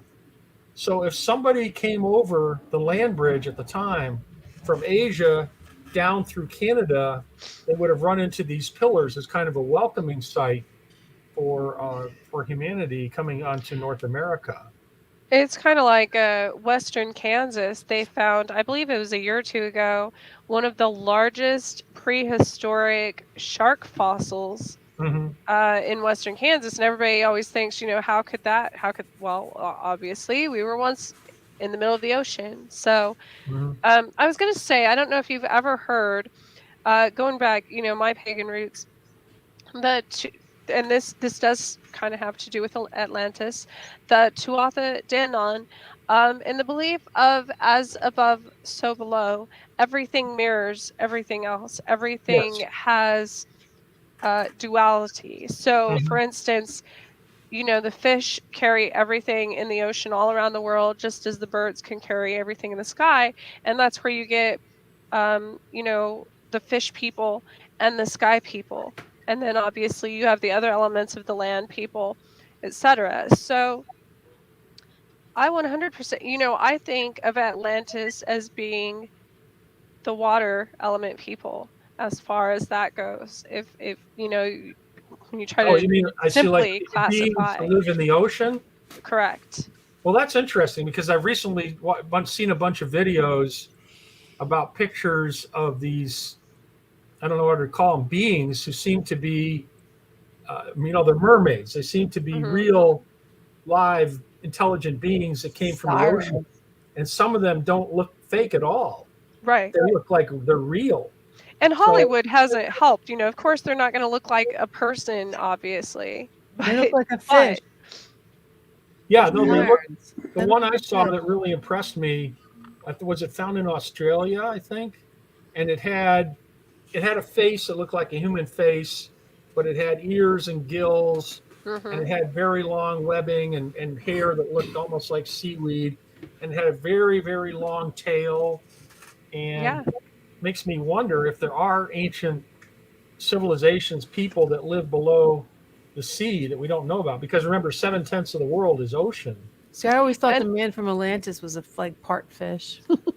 But it goes the Nymphs, other way as mermaids. well, you know, and this goes Yeah, back to native that's a- cultures also, to the people of the sky beings. Well, those have been called angels, Mhm. Mothman, Thunderbirds, all kinds of things throughout time. Um, what's the like the phoenix, things like that, through depending on what part of the world mythology you're following. But what if that's also another race of intelligent beings, you know, just because they don't look like humans? We're so, you know, we think that everything has to fit this in this box, and I absolutely don't think it does, because what if that's just another form of civilization, you know, in the sky or in Yes, another. I agree. The more I learn, the more I realize how much we don't know, that there are beings, there are animals or cryptozoological animals, there are all sorts of life forces which live around us, among us, and we never perceive them, or if we do once in a while, we don't believe it. There's just so much mystery. And I guess it's because people form their notions about what is real and what isn't, Hmm. and they don't want to think outside that box, or if they see something, they'll think it's, you know, they were drunk, or they ignore it. But yet those things really exist. Things really exist which we don't know about. Well, And even in our own lives, if you live in like an apartment complex, how many people know all of their neighbors above them and all of them below them? How do Mhm. you know? There could be an alien living below you, you know, in the basement apartment. There could be who knows living above you. Nobody ever really. We don't even know it's in our own backyard, for It's that matter. interesting you say that, because the research I've done on aliens and UFOs says that there's probably 15 to 20 alien species who've been on this earth that we know about. And one of them was written about by a Air Force weatherman out in Nevada, who met this race of people that lived out there, and they were called the Tall Whites. And they liked to go into Las Vegas. One of them liked to go to the old Stardust because they liked seeing the planets and things hung there. So I don't know. But we Yeah. may have a lot of secret visitors on this planet. In fact, I Oh, happen yeah, to think I think so. aliens have been here for millions of years, that they're the reason for a lot of these out of place objects. They may have been involved in starting the city of Atlantis or leading it. They are involved today. And I think we also have a lot of secret alien technology that we have made use of. So, yeah, things are just so strange. We don't know all of the things. All we can do is, you know, I like patterns. I like to look at patterns about information. The more patterns I find, those give me evidence to propose different theories. And that's why I'm really into patterns instead of just rejecting things out of hand, which a lot of people do. And I get some of my best books and best stories from looking at patterns, like the idea of a civilization existing 200 million years ago. So, yeah, there's a lot of weird things out there, and you guys are just exploring the surface of it. And This is pretty interesting. It really is, Martin. But we're running out of time here a little bit. Because we okay, like to discuss like on different topics what's going on with us now, and we would like to have you back on so we can continue this talk about Atlantis. sure, I have more topics, and let me just give my website again. It's mkeddingtonbooks.com, mkeddingtonbooks.com. And I love being on here with you guys. You're all so experienced and knowledgeable, and it's a lot of fun. So thank you for having me. Marty, thank you for Thank you, being Marty. on. Thank you, and you have a nice evening. Okay, take care. All right, we'll see you. Pretty interesting. Yes, it is very interesting. To me, Atlantis is underwater in a certain Yeah, spot. I kind of think the same thing as you do. I mean, I feel like it should just remain a mystery, and we should, take all that time and energy to maybe focus other parts that haven't been, to explore other parts of the oceans or whatever that we don't know anything about. no, Which it's You know, true. is a good. What I'd like to know. I mean, sure they put as subs or something that go down to the Mariana Trench. I'd like to what's really down there. I'd like to know what besides It seeing goes these. so the deep. megalodon. It Yeah, goes very creepy. deep. Another topic I was watching on Tucker. I don't know if you guys watch Tucker, But they had, this is something up your alley, Sean. They had butchers. Okay, butchers on Tucker. It was on Fox Nation, and he was interviewing them, and he was asking them about the mutilations of the cattle Hmm. that a lot of UFOs gurus believe that this is something that some kind of a creature from outer space is mutilating these cattle in such a way that the butcher said that you just can't, like, the average Joe wouldn't know how to take these parts of the organs Right. precise the way they cut them. And it was really interesting because they were talking about, because they had a group of butchers on, and I said, there's no way for, like, somebody had to know what they were doing. Exactly. So, Oh yeah, absolutely. like, what? Because whenever you break down a cow, there are certain ways that you have to do it. Okay, and that was taught to me. And Yeah, it was just interesting. it How long have you it been a is. butcher, Sean? What's that? How long have you been a butcher? 22 years. It's a long time. But you bet you could write a Do you horror prefer story. cows, pigs, turkeys? What do you like to butcher the best? Pigs. Cow and pigs. Chickens, I don't want to deal with chickens, man, because their blood is so thin, and then when you open up a chicken package, you get all the juices that come from the chicken. It's gross. It really is gross. So I stay away from chickens and turkeys as much as I can, but mainly pigs and cows. Oh yeah, bacon and beef, can't beat it. Well, what do you guys think? What do you think these? Because they were talking about, I guess there was another ranch. I'm not sure exactly where it was. That there's a lot of sightings of these cattle. Yeah, don't they take their heart out or something? Well, why? Who? Why? What? Where? When? How? We Like, don't know. why are Nobody they knows. doing it? I mean, is it somebody on Earth? No, because I watched this. No, she's got no. It's nobody on Earth, because you have to be a very, very skilled person to go in. First of all, you got to wrestle that 2,000-pound cow down to the ground, and then go in and take its heart or whatever they take. So Did you ever do that? Said. Holly's right. Skinwalker Ranch. I Did you don't ever know. wrestle a cow, On Pat? Joe's show, he talks about how the government was doing it to do radiation research, and they absolutely have those tools. So the government's doing it. Because then a lot of these bigger farmers would turn that in as an insurance claim. So it's not like, So they're all in cahoots with each other. So when the ranch has a missing cow and they find it some other pasture and it's been mutilated, they can turn it into the insurance company. Yeah. Oh God, yeah. Absolutely. Oh hell yeah. So it was on one of Joe's UFO. Why wouldn't they just go buy their own cows and put them in a farm and use them? Because they can't. It's specific areas, specific locations. They test the radiation levels in those areas, and they take the organs from the cow and their blood for that purpose. That's psychotic. I know. So they're just seeing how radiation affects the human body. Well, cattle, but we eat the cattle, so indirectly. Yeah. Yes. Not so much the cattle. I would say the closest thing to a human body would be a pig. Yeah, they say their skin's as close to ours as Really? Yeah. Except we don't. Well, yeah, because cattle have 5 stomachs. Yeah, they do. Pigs have don't 5 have the stomachs. same filtration system. So No, they got. I think it's 4 stomachs they got. I think it's 4. I've been watching Dr. Pol on TV. Pap, imagine how much food you could eat if you had 4 stomachs. Oh man, what's that called? It's called tripe. That is the nastiest thing. Ew, my father used to love tripe. Oh my God, was that It gross? smells so bad when it's cooking. Oh, It's nasty. that was. Now, gross. what is tripe? That's the stomach of a cow? That's the stomach of the cow. Like, why would yes. you want to eat that? I don't know, but you know what? A lot of Italian people do eat it.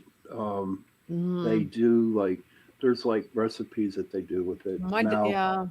Now blooded. liver. Who likes liver on here? I Anybody? love liver. Oh, Liver, bacon. Yum, and onions. Well, I don't Liver- like onions anymore, guys. Why? because ever since I had COVID, They when bring I a got tear to your eye. my smell back, it's not normal. It smell onions and garlic. Onions are the worst.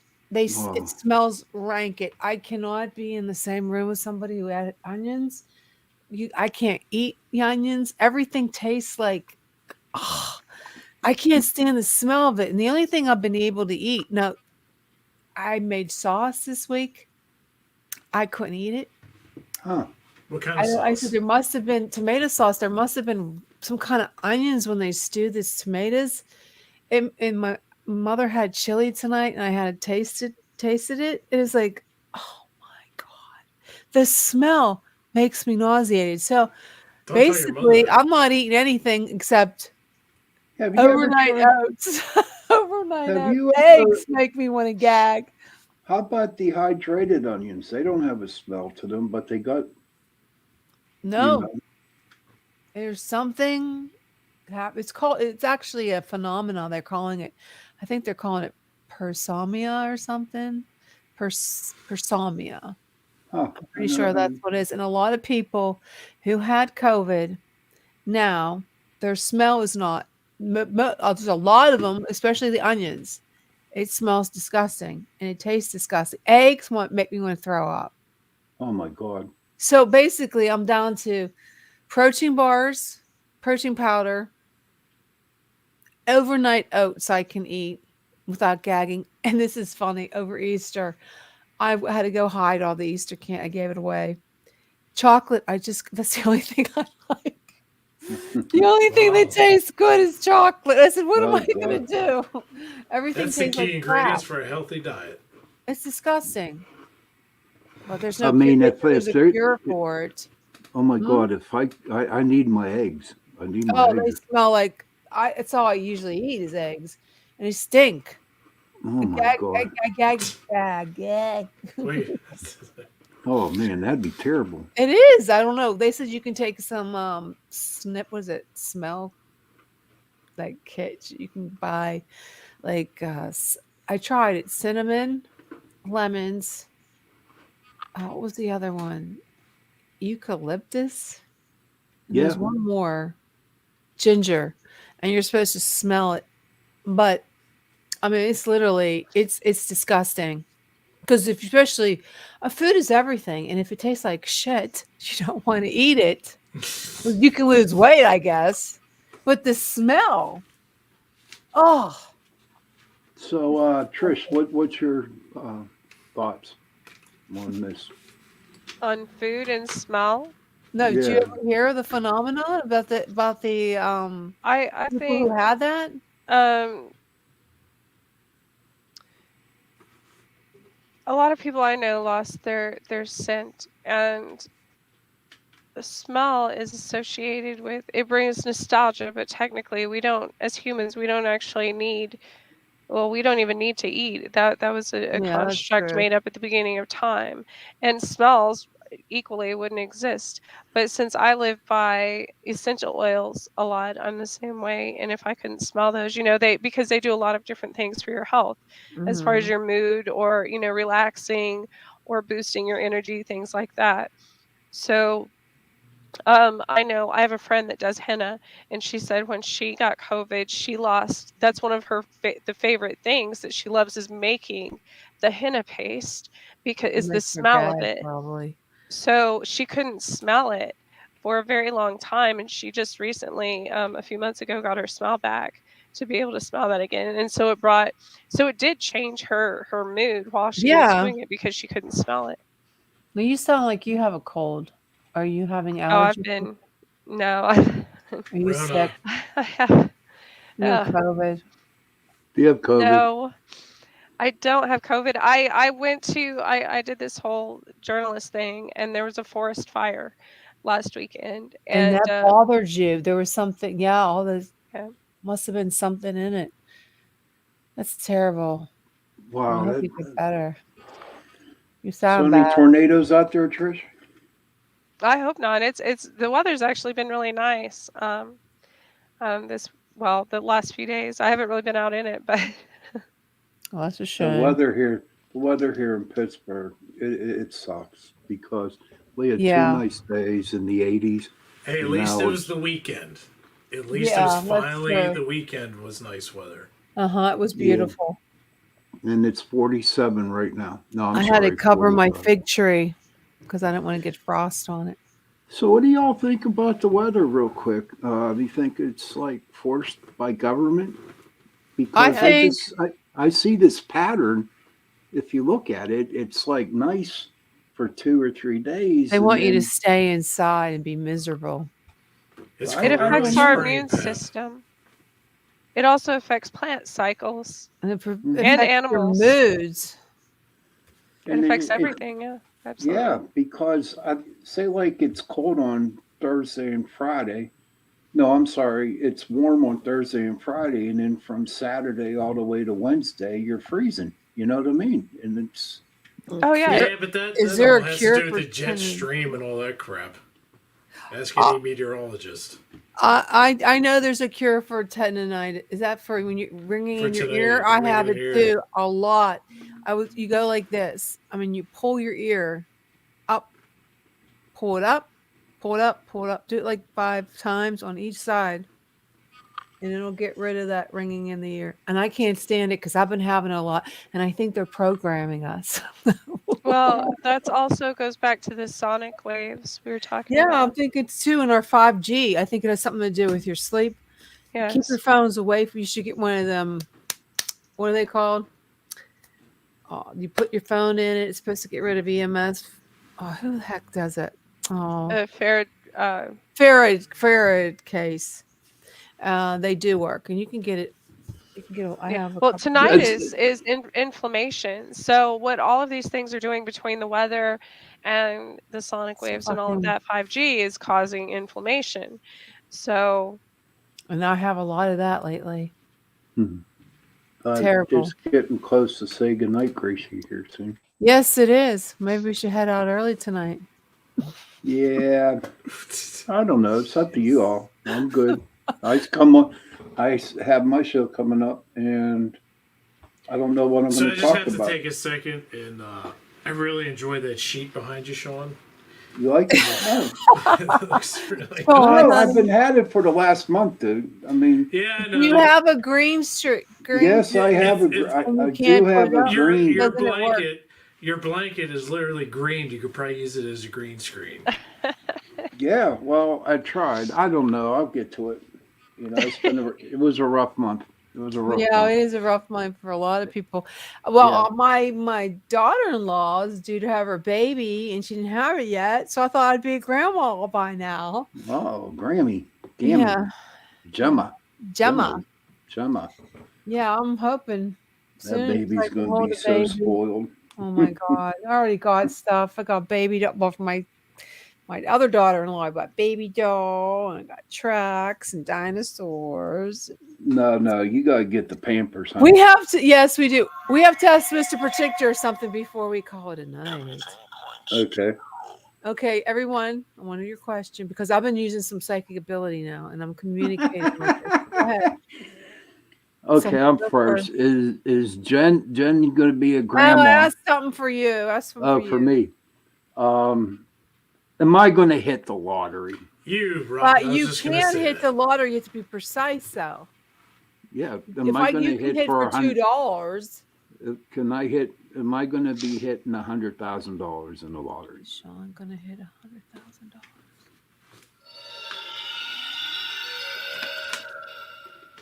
I am confident it is no.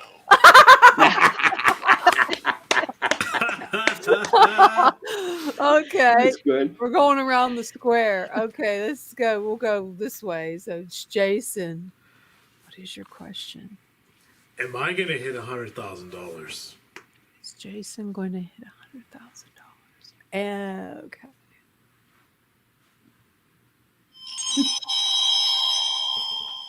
The answer is no. Hey, I'm telling you, this thing Oh, works. jeez. I'm telling you. Okay, Trish, what is your question? no, I want to hit the million. I think it's like 400 million right now. You're asking Mr. Predictor if you're going to hit for 100 million. 400 400. She's 400 very precise. million. Yes. Watch this say.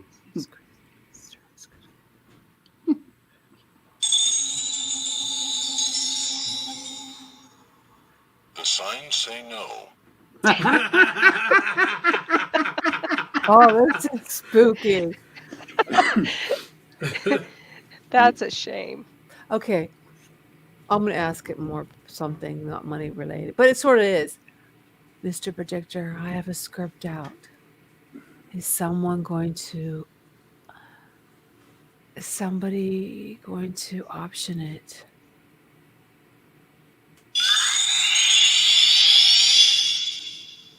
Definitely not.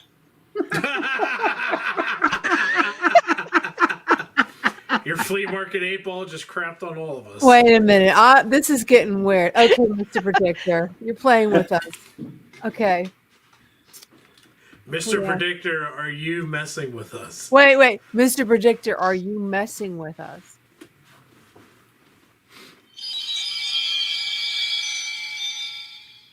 Yes. Oh, I want to know something else. Come on, Mr. Predictor. Mr. Predictor. Come on. Seriously, I'm not going to sell any scripts. Come on. Give me a break. Can I sell one?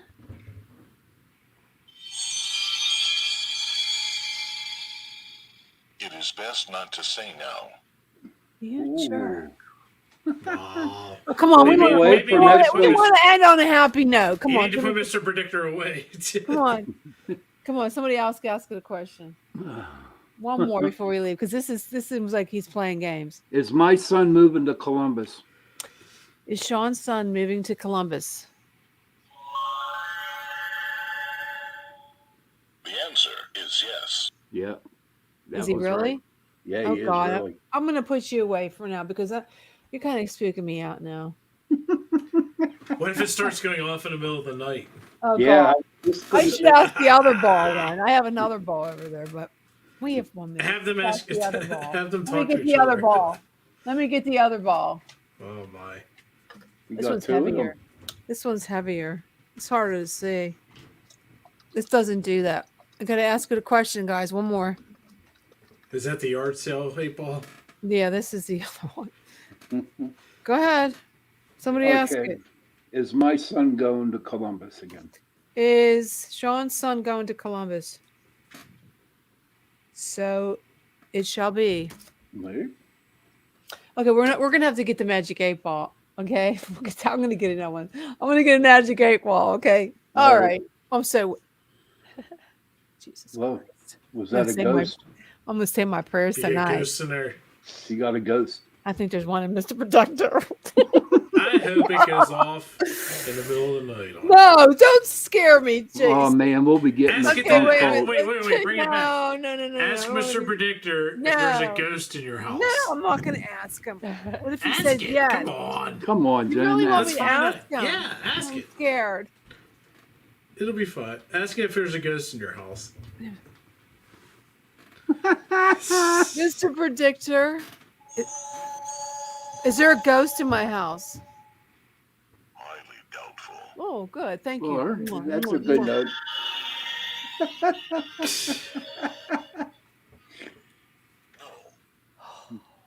Thank you. I love you too. Okay, tomorrow, next week's guest is.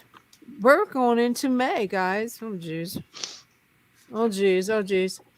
Oh, jeez. We don't have a guest. No, don't worry, we'll find someone.